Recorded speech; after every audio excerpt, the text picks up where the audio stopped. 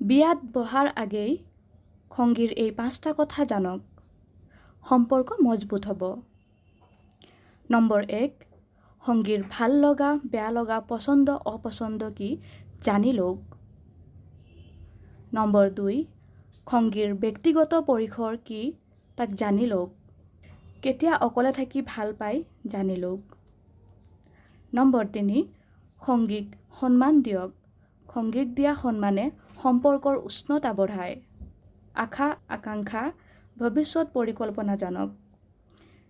নিজৰ বিষয়েও জনাওক। নম্বৰ 5, নিজৰ বিশ্বাসযোগ্যতা ৰাখি আৰু স্বাধীনতাত হস্তক্ষেপ নকৰাকৈ থাকিব পাৰিবনে নাই আলোচনা কৰক। এইকেইটা যদি মিলিছে আৰু বাকীখিনি কি দৰকাৰ নিজে চাই লৈ বিয়া পাতক। ভালেই থাকক, সুস্থ হৈ থাকিব। ধন্যবাদ।